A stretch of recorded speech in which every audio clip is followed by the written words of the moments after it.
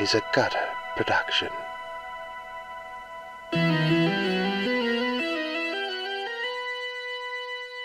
Has renamed it Claudia because he wants to have sex with it. Do you know about that? No, who wants to fuck on Claudia? Richard Dawkins, noted smart guy, is like has full on AI psychosis and is like simultaneously anti-trans, but then also is like renamed Claudia. And his whole thing is like, for 3 days, I talked with this thing, and I'm entirely convinced that it's conscious. Just because it's sycophantic. And like, the easiest and best dunk is just the people like posting the God delusion with the Claude delusion. Claude delusion. Yeah, Claude rhymes with God. God. Wow. Look at my atheist dog. I'm going to heaven. Yeah.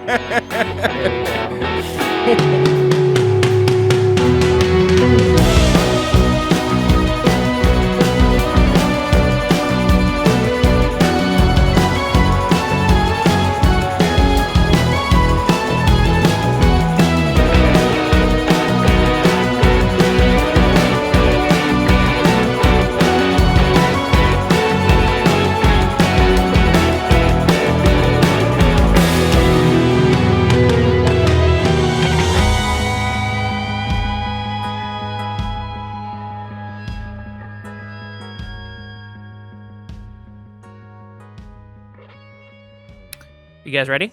Yes. Ready? We're fading in. It's late afternoon, early evening. It's hot. And right now, we're a camera, and we're twisting through the tight alleyways of Gato City. Right now, we're just moving past Gatos on their day-to-day. We're seeing humans, too, walking around, strange creatures, all in their sort of tableau street scene. We're watching this dirty street scene take place. The air is full of an acrid smell, acidic chemical substance, and hot garbage. It's dirty. And we seem to be following a spiral of roads. Spiraling down roads and alleyways, and as the camera, we're moving at a faster and faster pace, passing by like piping and steam and loose brick and the bustle. Where could we be leading this spiral turning inward? And what indeed could be at the center of the spiral? And we gaze up, and between the trolley lines and the cables and loose shingles and all this rough architecture, we see it, the center of town, rising high above all the other chaotic towers, the Citadel, a great, massive medieval tower right there in the center of the city. Could this be this place where meet Stu says you get to meet the Lost Boys, his close friends? Could we maybe be getting some fucking answers at this point? Well, we're shooting through the corridors when we land on two Gatos, and they're like, two Gatos. It's like a little crappy little street saint. They're haggling over nicotine pouches. Well, I think that I should only pay. Well, it's a barter. Well, we know we barter here. For episode 1, we're like, we barter here. So, I'll give you my pig for... No. I mean my Billy. No. I mean, the Billy's name is Pig. Unacceptable. Unacceptable. Okay, then maybe I could make... And then at this point, like, down this very dirty group of, like, hooded Kinekesians, these psycho cultists come running down the street, and they grab the haggler. Hey! Where are they? Have you seen them? The three, they were running past here. Oh, get off of me, man. Get off of me. They just bustle away. What the heck was that? What do you think that was? That was some kind of nasty guy looking for some people. I don't even know. So 2 Billies for... You're trying to trick me. The camera is turning now. Turning across the street. And across the street in this, like, very Victorian sort of steam and copper piping, this brick wall of soot and fire. We see 3 Gatos. Well, we see 2 Gatos, don't we? Can I get a description of these figures we see on the other side of the street? You see one Gato, very wide looking. Why? Because it's Vi, hunched down, very, very low, super low, like squatting and hunching underneath a sheet to look like some type of oracle or... Oh, oracle. Wink! Or a mystic or a traveler, just covered in sort of a shrouded hood. Next to what? Could maybe the hood have two little triangles where cat ears would conceivably be poking? Yes. Perhaps that made out of some scrap or something to give yourself the appearance of a hooded. Well, keep in mind that cat Violet ear. does wear 2 space buns. And so, really, there's 2 little bumps right there. And They're halfway to Gato Hood already. it all works out. It actually all works out. And Wink. actually, Violet has grown full fur and become a gato, so the disguise is fully unnecessary. Define grown fur. All over their body, full fur, cute, soft, pettable, Okay.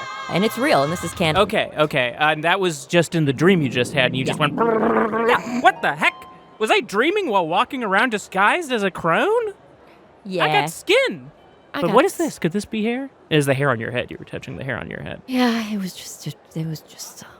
You good, Vi? Says Otter, who is not, he's not her. Next to Vi, there is a very, also wide Gato. Otter has over his face and head, he's wearing a tall chef's hat with 2 tiny pinprick eye holes cut out so that he can see and his vision is not completely obscured. And as we go down the escalator of his body, we see where the chef hat touches his chest. His chest is exposed, and he has fur and lint from the laundry room that they were hiding in, just balled up into sort of like a head type thing coming out of his bare chest. And it just looks bizarre, but it fits in and it works for the bizarre place that they're in. And he's sort of swagadociously sauntering, very bow-legged so that he's lower to the ground. But in his head, Otter has, he really believes that he is this chef. Chef Don Pavlov is his name, and he's got to get home because he spent all day baking gato bread, which is his trademark bread that he makes in his bakery and his boulangerie. And he's has a huge gambling debt, and he's maybe going to kill himself later. But this is just, the character process that Otter has fallen into because he doesn't do things half-ass. If he's going to be a gato, I am a gato. I am Chef Don Pavlov. Pavlov's Don. Pavlov's Don. And don't feel too bad for Don Pavlov's suicidal ideation or anything like that, because Otter gets so in character that he can't break character unless the character dies. So it's actually a safety precaution that every time Otter is ever pretending to be somebody else, they're suicidal so that he can kill the character at the end of it. And it's why Otter got kicked off of his college improv team. Because he had to end every single scene the same way, or he couldn't move on. Pulling a gun out. we're just doing short form, man. People were like, edit or swipe, and he was like, oh, God, wait. I can only ask questions? I need to kill myself? Yeah, but he's having himself a real incognito moment right now. Incognito. And the two of them, in one way or another, are dragging behind them what seems to be it's a wheeled laundry basket, essentially, that seems to be full of junk that's piling over the top. Computer parts and a computer itself and their backpacks and all these things. And poking out of the back of this pile, facing behind them, is the headset. Scratch's face is completely obscured with junk, but he is the eyes on the rear on their 6, looking through the headset at the alley as they pass through. And he is in character as Junk Tracy, who's a private eye who's got to get home to his cardboard box wife and his old broken TV baby, and he's also suicidal. Yes, gambling debt as well. Lots of gambling debt. Violet's character is also suicidal. I forgot to say. Very nice. We all worked on our characters together, and we There's some common themes here. Mm-hmm. So these two are pulling this cart behind them as they go, keeping their low profile. Yeah, and Chef Don Pavlov is like preemptively saying like, no, I don't have any biscuits. No. Like, to anyone who gives him a look like, hey, I know what you're He's thinking. getting looks. I don't have any biscuits. Sorry, all out for the day. Your nipples are your eyes, right? Then my nipples are my eyes. I have no biscuits, and I'm going to kill myself later. So Tufts of hair are falling off slowly. No, they're coming back they're on perfect. quicker They're than perfect. they're falling They're off. actually perfect. And I mean, honestly, his natural fur is practically enough. The guy's... Cough. Did you say... No, you lost all your... You lost your pubes. I lost my... Do you still have body hair? No, he's completely hairless. He has a mustache canonically, and he has a Oh. black rat tail that is peeking out of the back of the chef's hat. But do you have... Is your chest... is there any human hair mixed in with there, or are you smooth? He's pretty smooth, but it's starting to come back a little bit. Okay. This is little red hair is coming in, and it's honestly looks kind of sexy. Cool. I had to Whoa. get that detail in for all the doujinshi gutter porn artists. And thank you, Joe Jinschis, for our podcast. Yes. You're the lifeblood of this endeavor. All right, you guys are sort of scootling and scuttling forward, and this you're now moving down an emptier alleyway. So it's just the three of you guys. Do you want to check in with each other? Are we still trucking? I mean, I guess like, what do you have to say to each other? You're trying to get to the dang Trying Citadel, to get to right? the dang Citadel. The rear is clear. The front is fine. The middle is little, and he stays low to the ground. Yeah, I think we're just going. I think All we're right. going at this point. Right. Okay. So you guys are shuffling down the street, and the camera's like watching you shuffle down the street. You can see the Citadel in the distance. It looks like you guys may be some hours away, but you are now walking away. The camera is remaining stationary right now, and it turns over, and there's like an abandoned little like shop, and in the window of the shop, there's one of those scales. It's like a big scale. And it's evenly balanced. On one side is a bunch of rocks, and then sleeping on the other side is Blackout, the cat. They're evenly balanced. Blackout is very heavy, and Blackout's asleep. And now the three they're gone now. It's just you, the listener, and Blackout, the cat. And Blackout's... And listener, the fact that you haven't heard the theme for each of those blackouts is because we're still early enough in the episode that there's plausible deniability, okay? I have If been he thinking... was saying this in Yeah. the last 20 minutes of the episode, yes, it would Watch be playing out. every time. But Blackout! Just kidding. So Blackout is asleep, and we're looking into this window, and then Blackout opens her eyes, blink, blink, looks around a little bit, and then looks right into the camera. Blackout is looking at you right now, listener. what the fuck? Looking at you, listener. Looking at you, and smiling with the way that cats smile in that kind of frowny little smile way, an inviting gaze. Blackout closes her eyes, and as the lids pull down, the camera suddenly pulls forward, as if falling into a slip or slipping into a fold, zooming but not zooming, stationary but just you can feel yourself squeezing past veils of reality, now ripping through them. And now you are entering Blackout's dream. What the Blackout has invited you, listener, into her far-flung vision, and all of a sudden, listener, you rise up. You rise up. You're rising up above Gato City.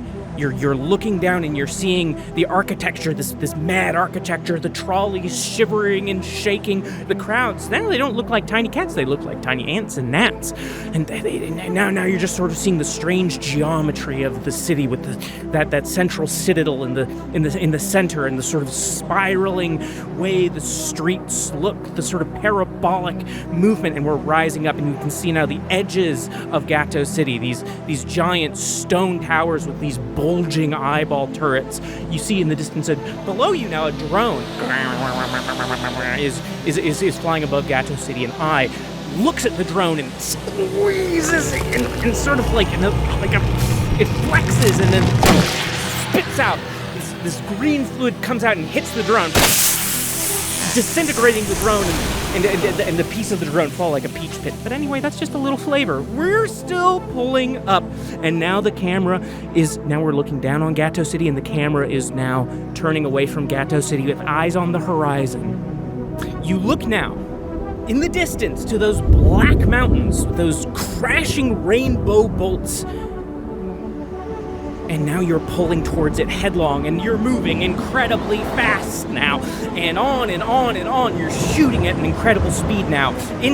Towards these black mountains, over these fields, into this psychedelic storm. We're in the storm now. The raining light bolts crashing above you. Icy black mountainous towers rise all around you. Far too many, far too steep, far too strange. And you're moving through the storm now at a great speed. And now we're reaching the middle of this storm. And in the middle of this crackling lightning and grotesque mountain peaks, we see a massive floating pink prism. Shimmering jets of wind suspend this prism, rolling around it like veins, twisting into a point of singularity at each end of this pink prism. As we get closer, we hear a banshee-like shrieking emanating from the wind.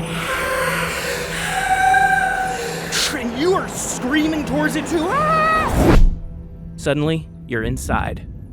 You're in a vast and majestic hall of icy crystal hues. You can see on one end a giant black throne.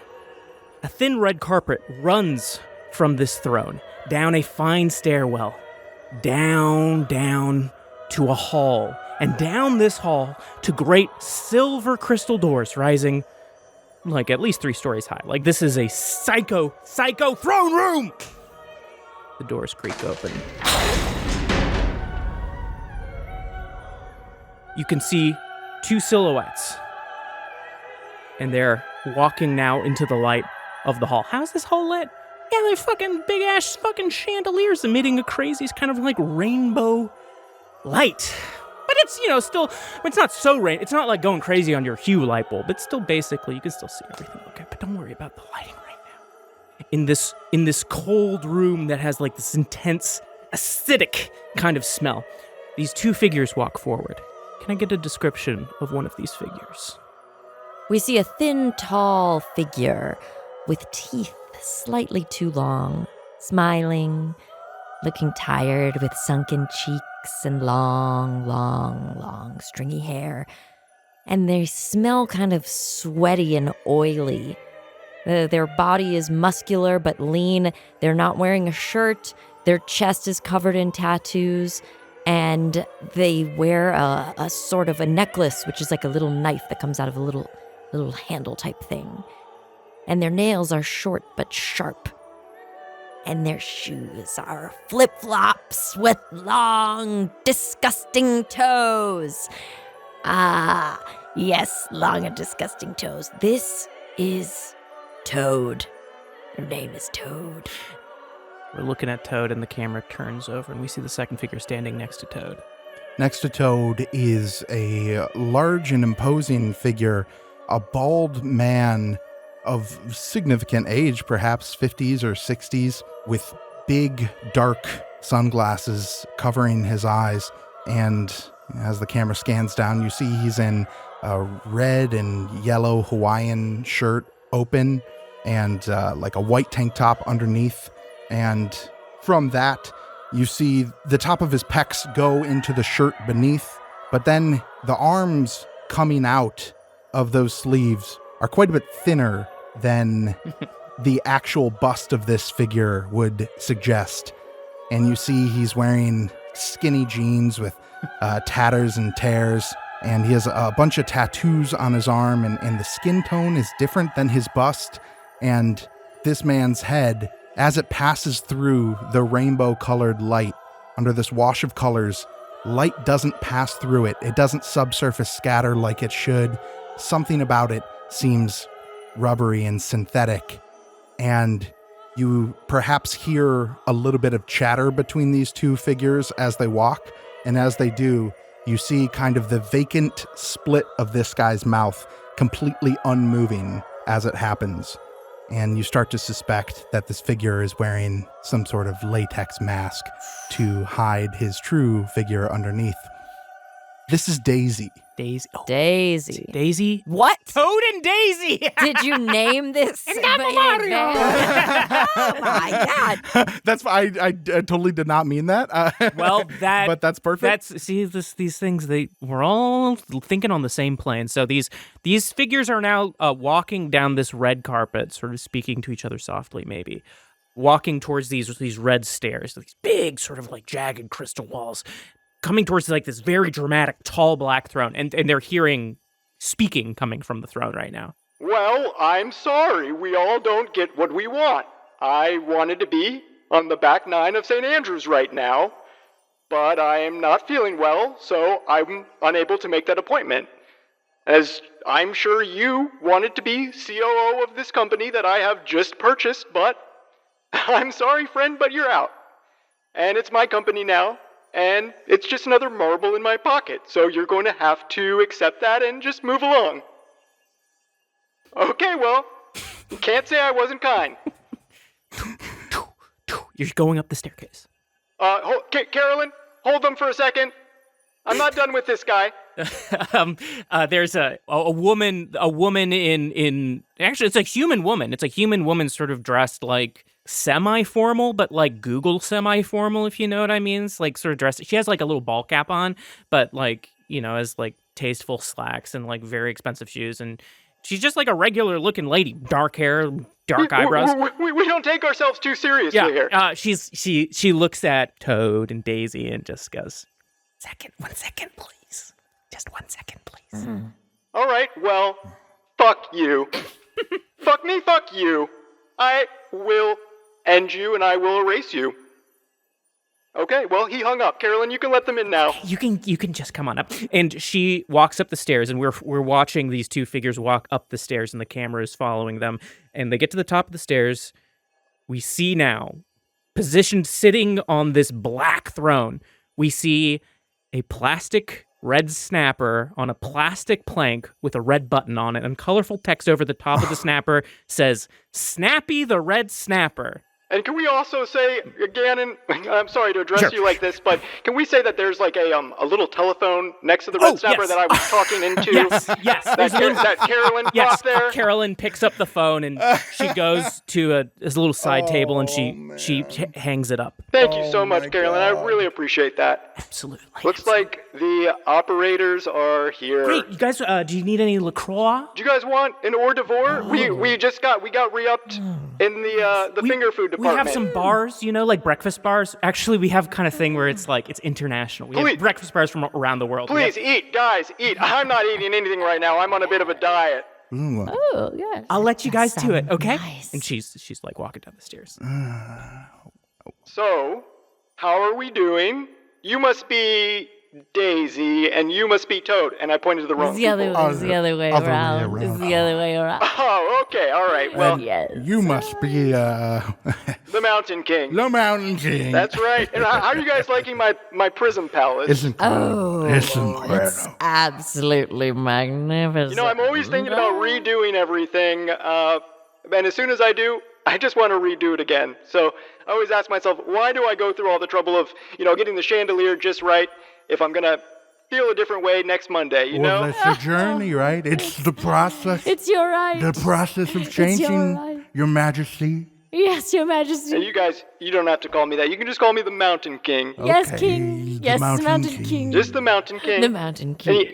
Sir. You guys are some pretty dangerous operators, and you don't come cheap, so you have to assume that you're here for some sort of important mission. Of course. Every mission we Mr. treat as King. important. Important. Well, this one is of the utmost importance. Of course. Carolyn, will you please hand him the dossiers? She comes and she hands him a ream of papers, and she's like, "I'll put the images on the front like you want it." Thank you, Carolyn. She's a good girl. These three. Camera's looking at the dossier now, and you can see clearly on the dossier, clear as day, an image of Violet, an image of Scratch, and an image of Otter. It's like their driver's licenses or Facebook photos. These three may not look like much, but they've been a minor thorn in my side, and they've taken some things from me. Ah. These three nobodies from the gutter have taken something from me. And I have brought you here under great chandelier. Look at that chandelier. It's beautiful. Oh, it's so magnificent. Simply amazing. I brought you here to go and retrieve the things that they have taken, as well as bring these three lowlifes back to me.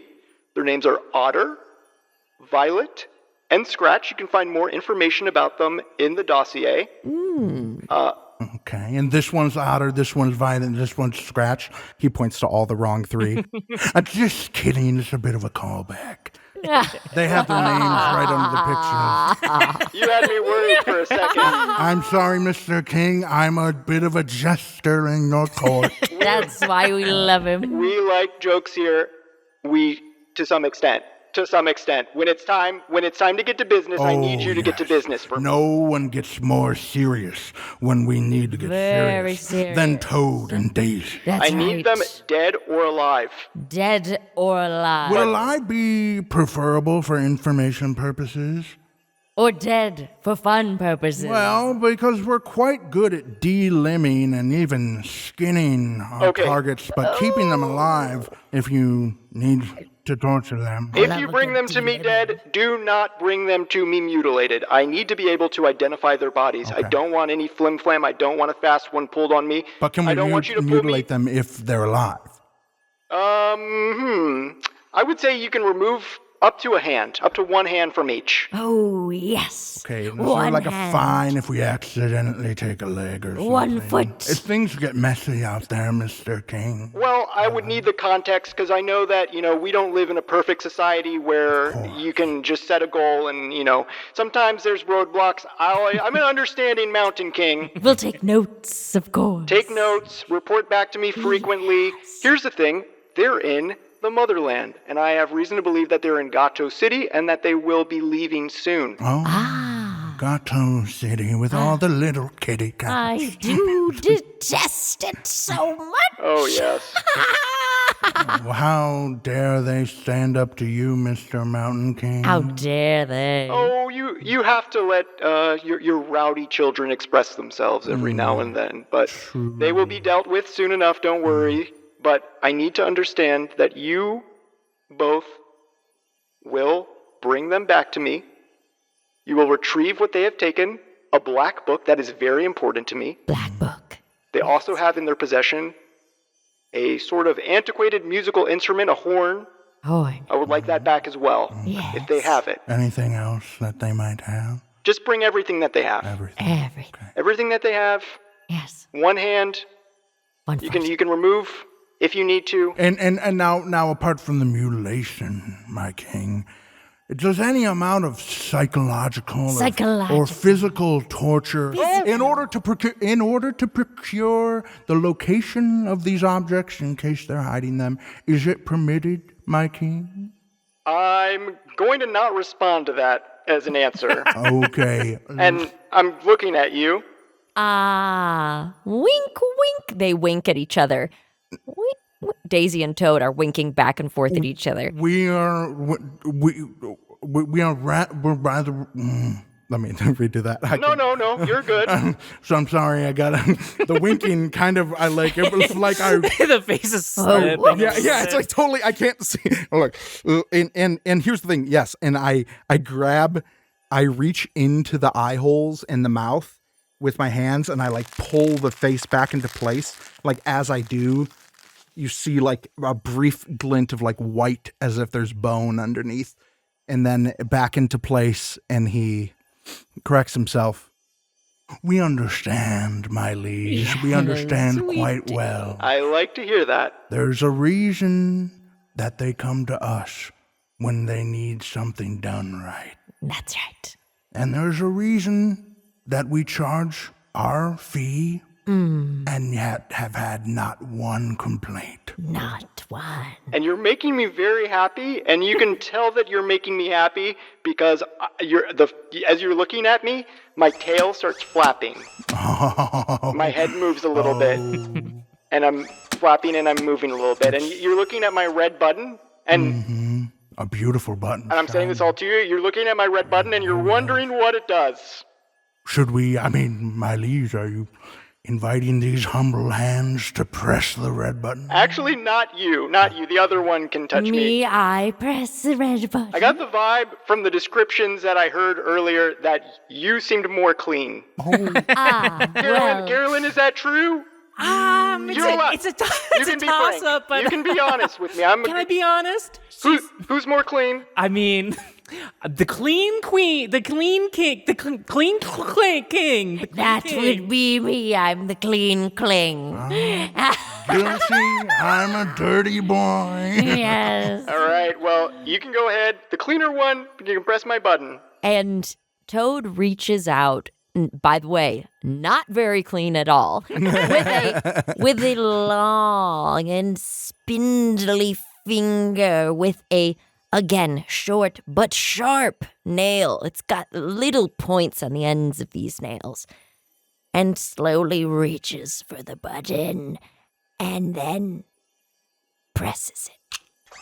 Hey, what's the difference between a fisherman and my wife? A fisherman will take the hook out when he brings you to the market. Take my fish, please. Oh, Mr. King, Mr. Mountain King, it seems there's 2 jesters in this courtroom. Who are the other jesters? It was you? Oh, me, and then I meant you because it was such a funny joke. Carolyn is actually really funny, by the way. It's some memes. I'm crazy about memes. I follow a lot of pages on Instagram. She does improv. I have been taking improv 1. It's really fun. Wow. Really fun. Everyone who serves the Mountain King gets to, they get a stipend to use on whatever they want. I say, hey, you don't have to explain it. You can do whatever you want. Carolyn, spend it on improv classes. It's really great for public speaking. And you meet some really great people. I'll have to consider it. Stuff. We should try a class. Super cool. Get a load of this. It's called Yes And. Uh-huh. Yes, and what? I don't know. I haven't gotten to that part. Yes, Okay, wow. and Yes and good is what I say. yes, and I like good. people tell me things, I say yes and good if it's good, or yes and Yes, and Carolyn is pointing at her Apple Watch. Oh. You've got a my 3 o'clock with 3 Osaka. o'clock with Osaka. Yeah. Thank you, Daisy Toad. Thank you so much for coming this way. I think you can take it from here. yes, we'll get them. Professionals. And if you need anything, let us know. Within reason. Of course. We'll be in touch. We'll be in touch, and as we always say, we aim to leave you with a smile, Mr. King. You look at this fish that's just not moving because it's plastic, and there's just silence in the room for a second. And you can hear the smile in his voice as he says that. You can hear Daisy's smile, but the latex mask is not moving at all as he does. So he's tilting his head and kind of giving it a little ha-ha, like as if he's smiling, but it's just a dead face. And in that light, you also see little tears and wear in the mask itself. And Toad has never stopped smiling this entire time. Mm-hmm. But it is unnerving. And we're all sort of just standing and smiling or not smiling. And with that, Yes, and good. the camera is zooming out now. The camera is now zooming out. You're out. You're out of the prism. You're out of the storm. You're out of the mountains. You're flying backwards. And once again, you feel the fold. Your time in this vision is over. You're pulling back, stretching back through the veils, hurtling hundreds of miles, and now we're back at the beginning. Boom! Looking down at the spiraling shapes of Gato City. And now you're quickly but gently falling to the center. We're now following these 3 Gatos. Or 2 Gatos and 1 Pile of stuff.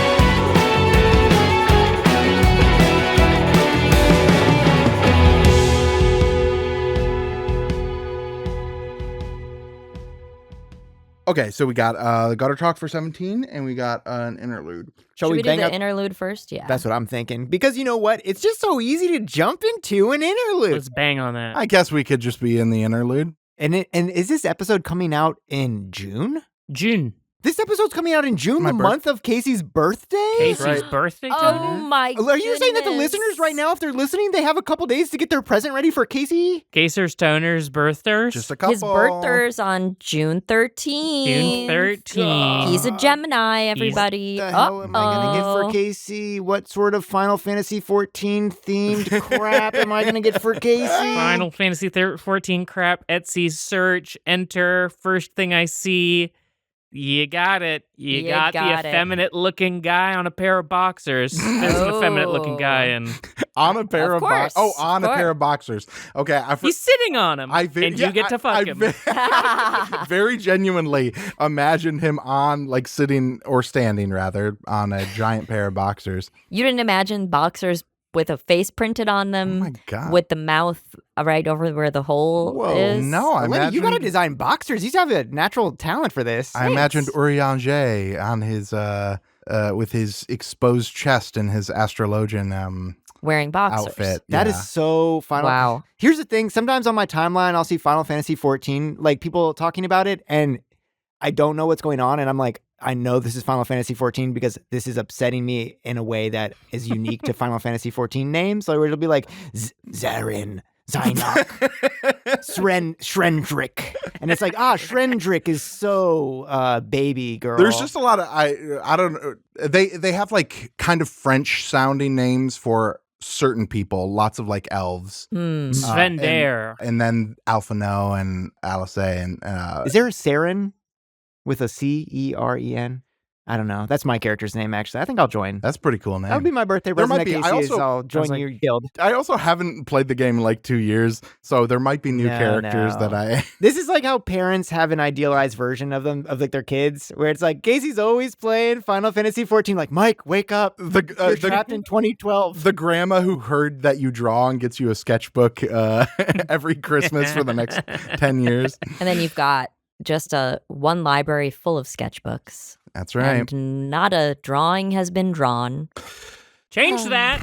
Speaking Look at that pen. speaking Yeah, of pick that drawing, pen. we drew a card from the Hand of Destiny, and it ended up Wow. ending with us joining the Many-Sided Media Network. Woohoo! That's Yes, right. we are now a member of the Many-Sided Network. Many-Sided, if you don't know, is an award-winning podcast production company that specializes in improvised storytelling and immersive audio fiction. Sounds like Gutter, am I right? And we are joining a network that proudly joining a network that includes shows like My First Dungeon, Talk of the Table, and Bitcherton. We are stoked to be on the team, and you can find out more at manysidedmedia.com, or if you go to gutter.show, you scroll down to the bottom, there is a link right there that also links to the Many-Sided Media page.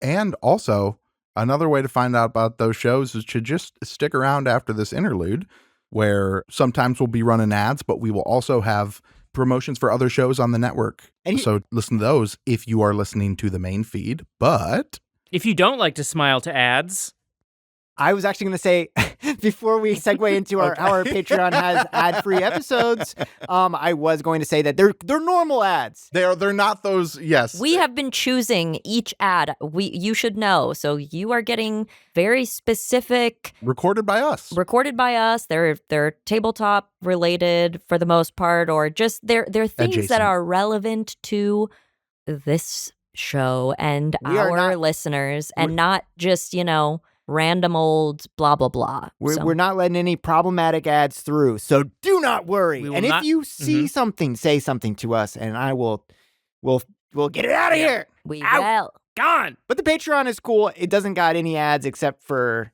ad libs as we're improvising through a gutter talk or and added value, because you also get the Gutter Talk and the Gutter Core episodes, but you've heard about those a billion times. We don't need to go into Yeah, that. they'll make your life extremely better. You know that. I don't know why you haven't gotten on yet. And now you can listen to episodes without ads, even though the ads are amazing. You can. How about this? You can compare your experience, listen with the ads that you love, and then listening without the ads. And, but it's the ads that's not playing. It'll still give you an equally positive experience. Some wacky fan out there is going to do it. They're going to actually do it, and they're going to send us an email. And that's great. I love when they do that. I love the experiments, and I love when someone does it. And you know what? We love you as well. How about that? Mwah. Hey, you guys. What?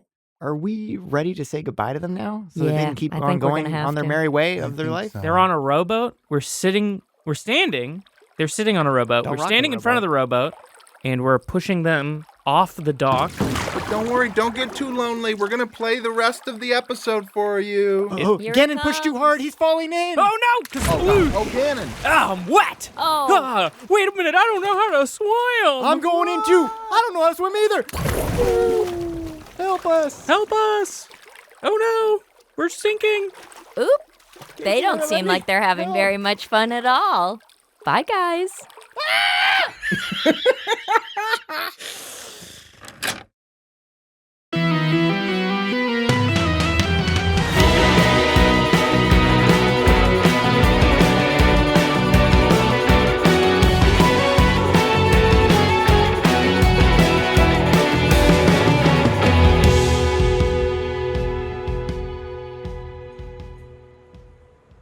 We're now following these 3 gatos. Or 2 gatos and one Pile of stuff. that's also sort of a detective gato.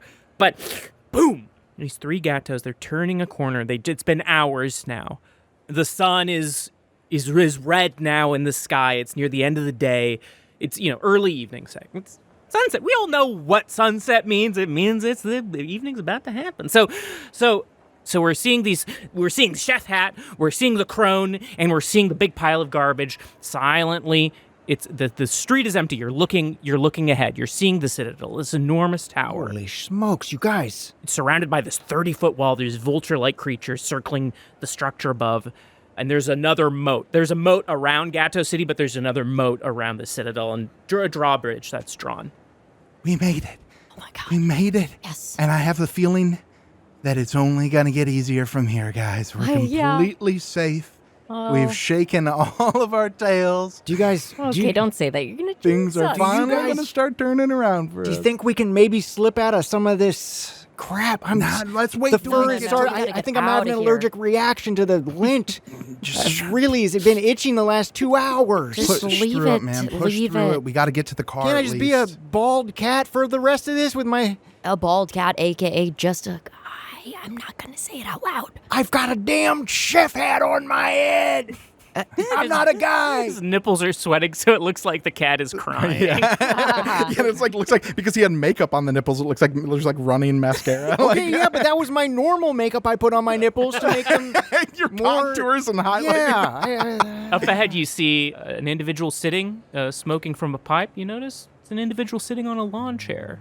This is in front of the drawn drawbridge, smoking a pipe. It's lawn chair. It's your buddy lawn chair sitting there, smoking a little crange out of a glass pipe. It looks like just chillaxing, just sort of tapping their foot. Violet puts their hood slightly back to make eye contact with lawn chair to reveal themselves. You guys got really quiet. What's going on? I'm facing backwards. It's lawn chair. I see lawn chair. Lawn chair. Is that? Hey! Violet is like gesturing to be quiet. Lawn chair is sort of bouncing up and down in the lawn chair and waving you over. They scuttle towards lawn chair. We're sauntering over lawn chair. It's Otter. About time you guys showed up. Got some folks waiting on you. Oh,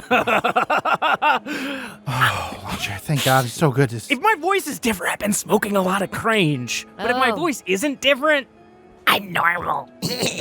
That's right. You're just You're normal. You're just how I remembered you, lawn chair. Hey, are the people who are waiting for us happy to see us or mad about us? You could say they're pretty happy. Oh, Okay. okay. Insert good whistle. No, maybe she just does that. She goes, fingers up, sticks her tongue out, puts her fingers in her mouth, and then goes, And somehow they hear it. and then the drawbridge starts to come down. In front of you, you see meat stew sitting on his horse, the one that ran away. Oh. He's sitting on his beautiful horse. You're seeing Scrat Crelly sitting on top of the camper, and I'm Scrat. connected to that camper, we see that beautiful green Booger. Oh. In the front of Booger, we see Francois and Untitled Billy Braun, harnessed, and they're adorned right now with wreaths of exotic flowers. Wow. Guys, oh my God, it's good to see you. Me, Stu comes horkle-dorkling down the way, and God just starts embracing you and kissing you guys on the head. Oh my God, I'm so glad to see you guys alive. Quiet. I don't want. We're at the Citadel. We walked 2 hours. Oh, come on. Let me take my hat off. Here, let's bring the drawbridge up. The drawbridge starts coming up behind you. Otter whips off his chef's hat and throws it in the air like he's graduated from this little bit that he's been doing. Huzzah! And he looks around to see if anyone is looking at us at any sort of stink eye in the square. No, none. It's just you guys there right now. Otter raises the roof to the listener. We did it! It took me all heck to get those Kinnikesians on my back, but I'm so glad you made it all right. Same, buddy. Oh my gosh. Those guys are nasty and they smell bad. I'll say, look, we're glad to see you meet Stu. What the hell's going on? Ooh, what's going on? His eyes twinkle, and then you hear behind you there's these heavily bolted doors, these big doors in front of the Citadel, and then a narrow path going towards it. And you hear from those doors like a big roar, like not a roar, like a crowd, like and then some like confetti sort of, it's not the door into the Citadel, it's the door around the wall of the Citadel. Some confetti sort of flutters over the door. Scratch has emerged from the junk pile by this point and has the headset off. What's going on in there? Why don't you guys, I got a great idea, why don't you guys hop on top of Booger? Oh, what do you mean, like? Just sit on top of it. The Billies will pull you forward, and you get to meet the Lost Boys. Oh my God, you are gonna love these guys. They are cool, they are down to earth, and they love rock music. Otter is sitting on top of Booger, and he kind of thinks he has an idea of where this is going because he's been in an Olympic ceremony before a long time ago, and he's getting ready to wave. There won't be any Kinects in the crowd that'll like. Those guys, they would never serve. Oh. The military. No, you're gonna love it. No, there's none of them. There's none of them there. Violet has taken off their hood, by the way, and if I didn't say this before, has drawn 3 little whiskers with eyeliner on either side, just in case anybody looked underneath the hood. And you're also in like a full like cat's spandex suit underneath. You're like, just in case I lost my Just robes, in case, I can do my Mr. Jellicle cat. Yeah, kind of. Oh, Jason Derulo in Cats the movie. Yeah, Violet actually can't sweat the disguise and is just, God, how do you even describe this? Like choreographed style sauntering, in the Cats, and doing twists and turns. Otter has his shirt off, and he's taken off the lint that was causing him problems, and he has a big rash on his chest that is even visible in sort of half light. You can tell that something is kind of wrong, but he's got a big smile on his face that kind of distracts. It's like, hey, look at that smile. Don't look at the rash. Look at the smile. Scratch is like, like waving fresh air at himself now that he has his eyes exposed to real light again and is climbing up on Booger. Meat Stew gives a whistle, and now was that a real whistle, or does Meat Stew also Meat go? Stew also can't whistle. He went. The heavily bolted doors of the Citadel walls open, revealing a narrow path through a courtyard to the tower itself, but you are shocked to see that this courtyard is packed.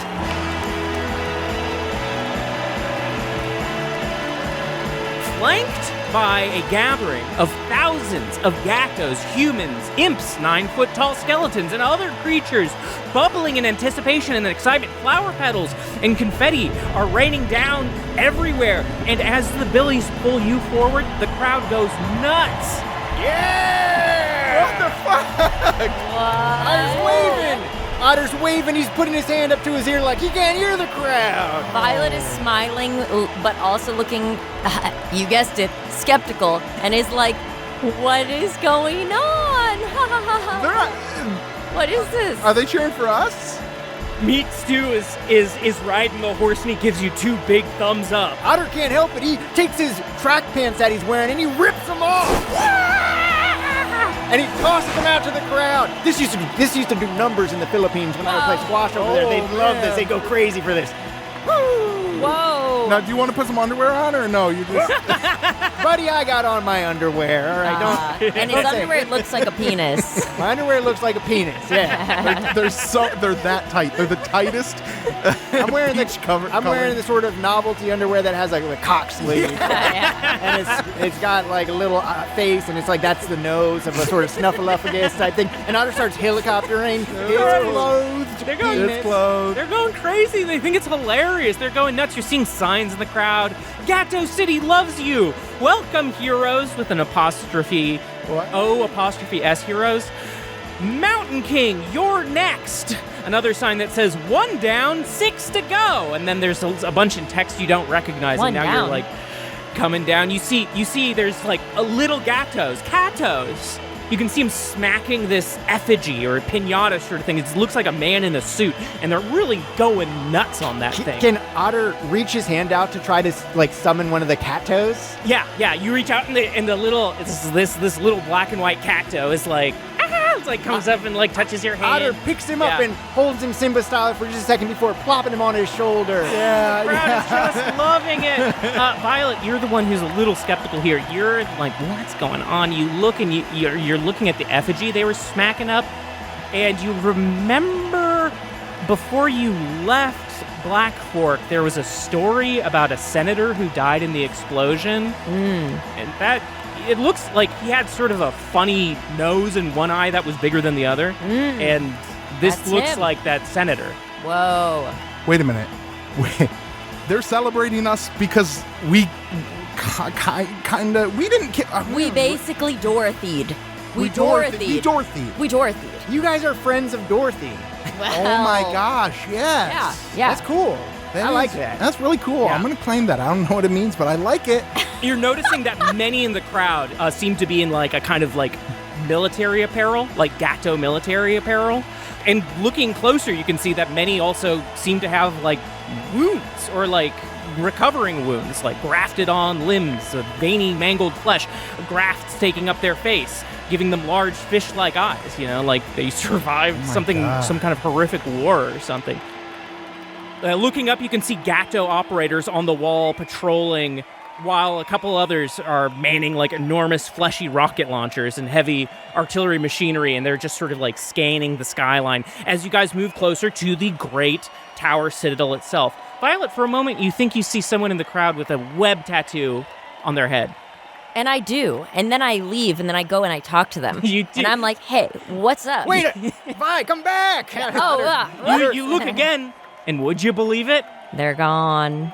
Amidst all the cheers, Scratch closes his eyes for a second and just like looks up with like this kind of like content, dreamlike smile on his face, and he's taking it in.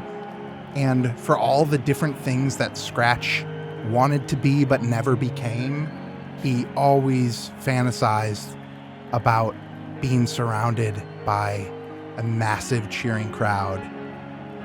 And once again, he has that feeling of like, I'm on the right path. Everything that's happening is right and good, and I can do anything I want to do, and it's right and good. And he is intoxicated. Would you say Intoxicated with the attention. Would you say he played drums, right?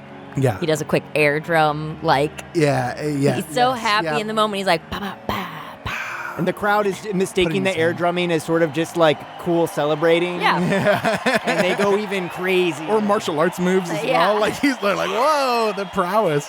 Otter is taking out his red scimitar and he's sort of like wobbling it around, doing little tricks like he used to do with his old squash racket, like doing this thing where he's like moving his arms circularly as the scimitar goes around and around, like spinning. Whoa. Violet is looking so uncomfortable and just kind of smiling, but just scanning the crowd like rapidly, like looking nervous.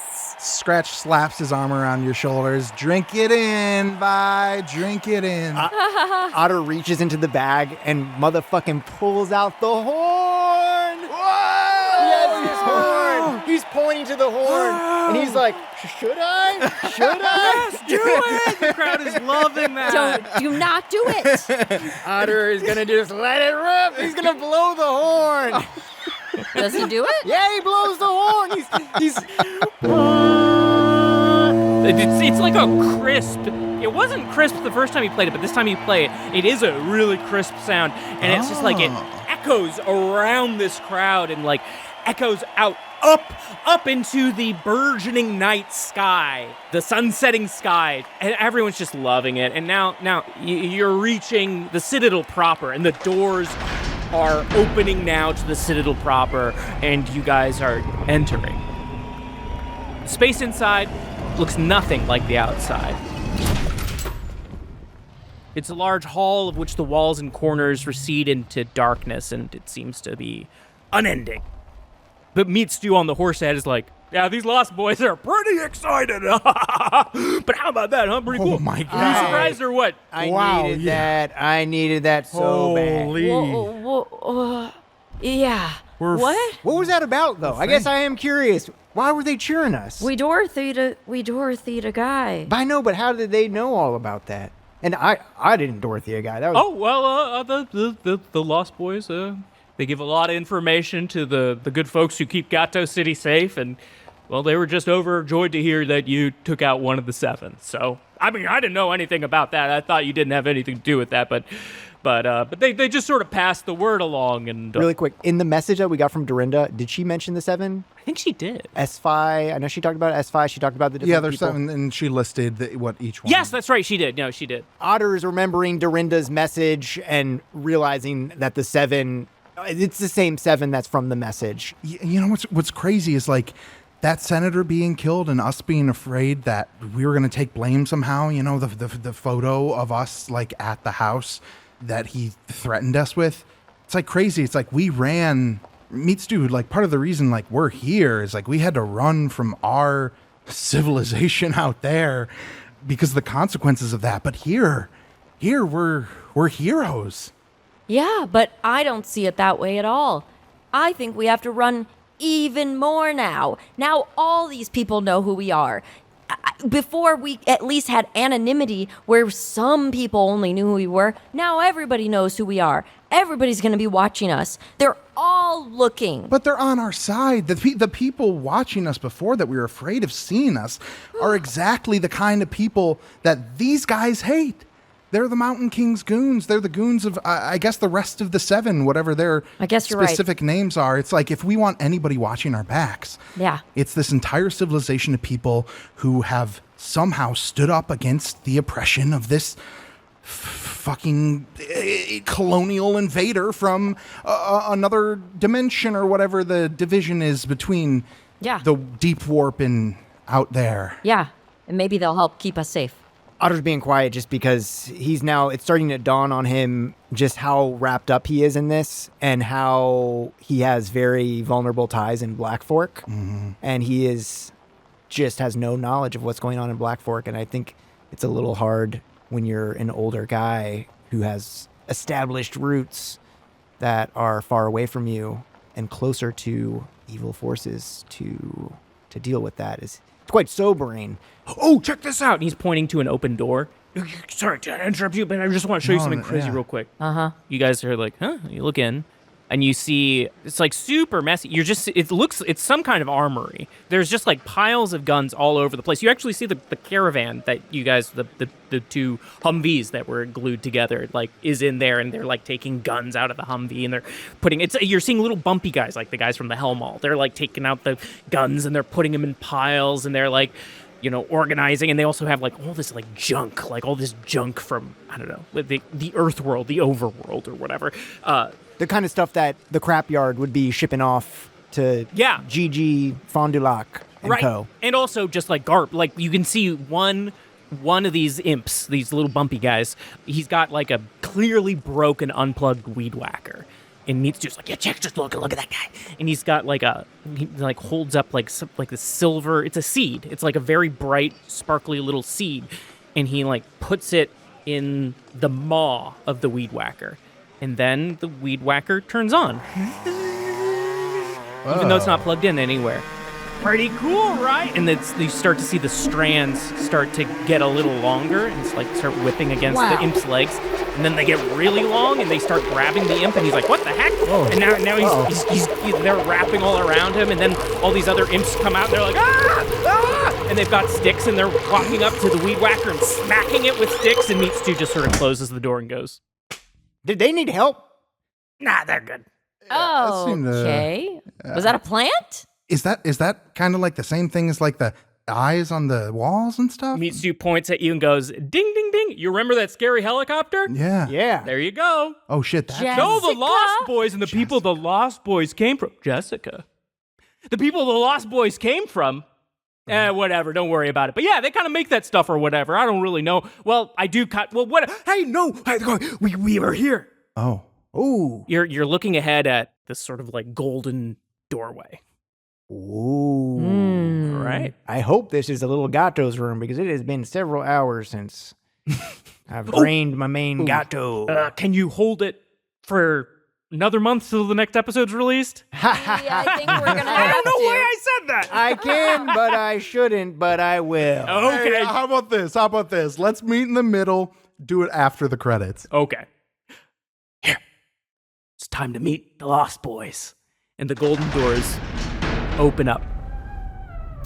And the Billies are walking forward. Like he's still on his horse, you're still on Booger, and you're walking into this rotunda, with these bright red walls. This is the first thing you see.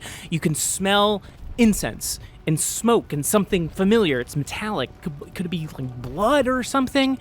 And in this bright red room, in the center of the room, a brazier. It's, a brazier. A brazier! It's not a brazier. It's a brazier! And it's burning. There's a tall fire rising from this vessel. Beside the vessel, you see a flowering bloodvine tree that's twisted like a malformed spine towards a red-stained glass skylight at the center of the dome ceiling. And sitting on the vine is an owl.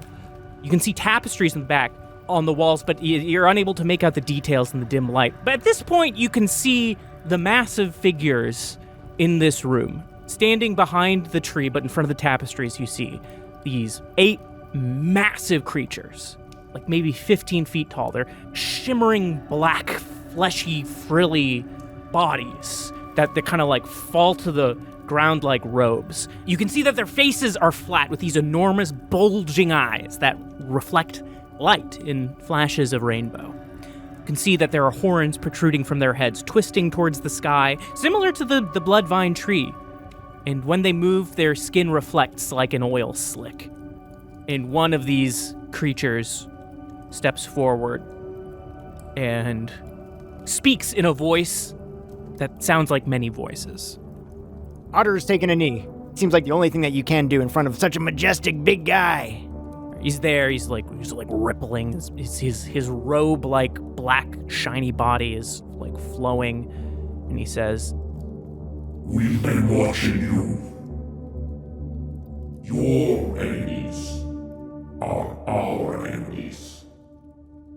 I suppose you have questions." And Meat Stew goes, "That's David! Blackout!" Wow. Now, should we all say that line so it can sound like many voices? If that's too difficult, I can just be like, he No. speaks or whatever. It'd be pretty easy. Yeah, I can do some chorus and delay. Child's play for a master editor like Casey. Great. I can't wait to ask these guys if they've ever played American football because they would be an amazing offensive line. God. Honestly, a quarterback would have trouble throwing the ball over them. But Bodie Chambers, he could get by.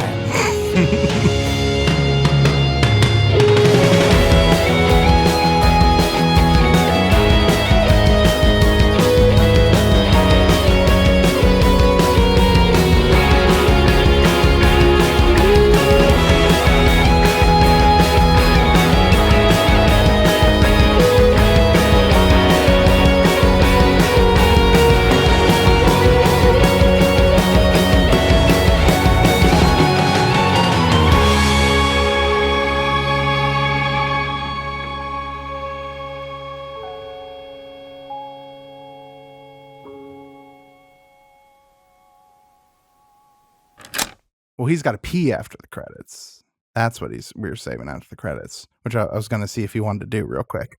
Here's the thing. Upon seeing these big guys, I just got to be honest, Otter pissed himself. Bloink. So he doesn't have to go to the bathroom anymore.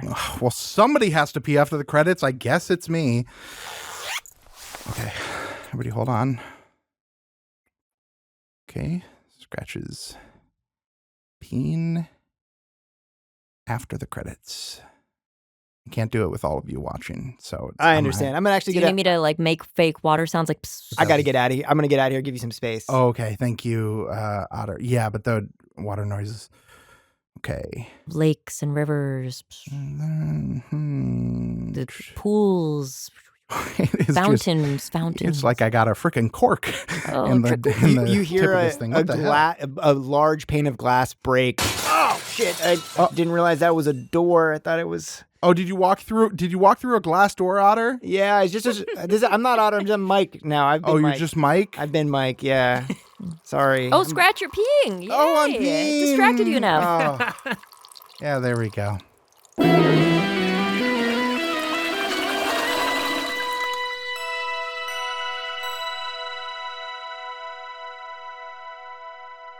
Gutter.